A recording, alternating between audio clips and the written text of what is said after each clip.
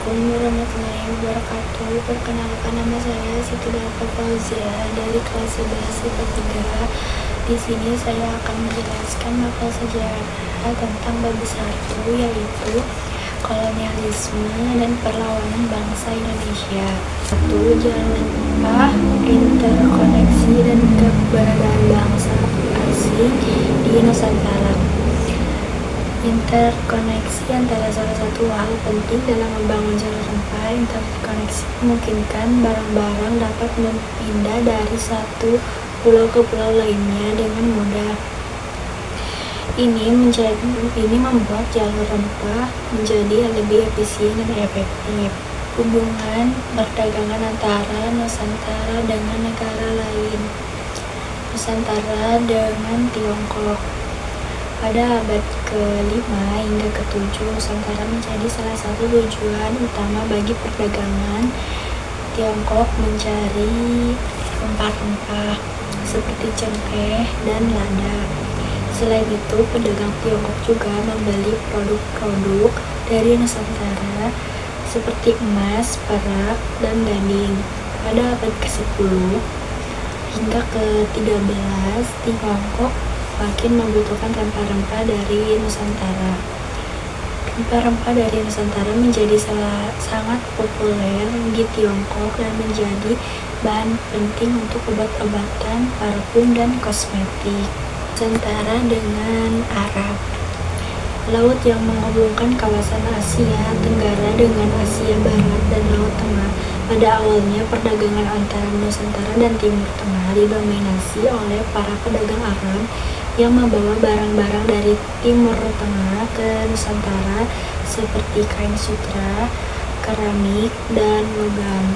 Seiring waktu, perdagangan Nusantara mulai berdagang dengan pedagang Timur Tengah, terutama dalam perdagangan rempah-rempah seperti cengkeh, lada, kayu manis, dan kapulaga. Nusantara dengan India. Hubungan ekonomi perdagangan antara Nusantara dan India telah terjalin selama berabad-abad. Kedua, wilayah ini memiliki sejarah yang kaya dalam perdagangan, terutama dalam hal rempah. Pada abad ke-7 Masehi, pedagang India mulai memasuki wilayah Nusantara untuk berdagang. Mereka membawa barang-barang seperti kain, perhiasan, dan logam. B. Tokoh penjelajah samudra dari Eropa. Alfonso de Albuquerque adalah salah satu tokoh penting dalam sejarah maritim Portugal dan merupakan bagian dari ekspansi besar-besaran dengan negara Portugal di Timur Tengah dan Asia. Pada abad ke-16, Alfonso de Albuquerque dilahirkan pada 1453 di Portugal dan mulai berkarir sebagai pejuang dan mengembara pada usia muda. Ia memimpin beberapa ekspedisi dan serangan penting selama masa pemerintahan Raja Manuel I dari Portugal. Ferdinand Magellan. Ferdinand Magellan adalah seorang pelaut Portugis yang menjadi pionir dalam perjalanan penjelajahan dunia pada abad ke-16. Penjelajahan samudra oleh Ferdinand Magellan adalah salah satu dari beberapa peristiwa paling penting dalam sejarah penjelajahan. Di sini juga di bab 1 juga menjelaskan tentang perlawanan bangsa Indonesia terhadap kolonialisme. Perjuangan bangsa Indonesia melawan kolonialisme dan imperialisme membutuhkan waktu yang cukup lama dan banyak korban jiwa. Namun upaya ini berhasil mempertahankan kebudayaan Indonesia dan memperjuangkan kemerdekaan bangsa Indonesia. Kemerdekaan Indonesia yang diperjuangkan oleh perjuang bangsa Indonesia harus dihargai dan diteruskan oleh generasi berikutnya.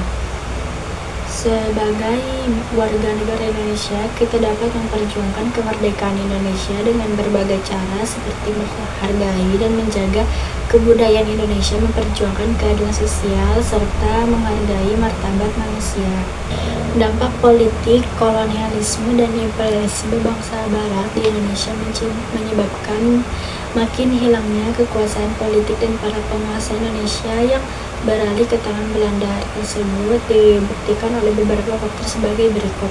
1. Penerapan sistem indirect rule, sistem pemerintah tidak langsung, yaitu dengan memanfaatkan penguasa-penguasa tradisional seperti bupati dan raja yang memerintahkan atas nama VOC. Yang kedua, munculnya berbagai perlawanan rakyat Indonesia terhadap pemerintah Hindia Belanda. Belanda sangat berpengaruh dalam menentukan kebijakan politik kerajaan karena intervensinya. Yang ketiga, bupati menjadi alat kekuasaan pemerintah kolonial. Mereka menjadi pegawai pemerintah kolonial yang diberi gaji.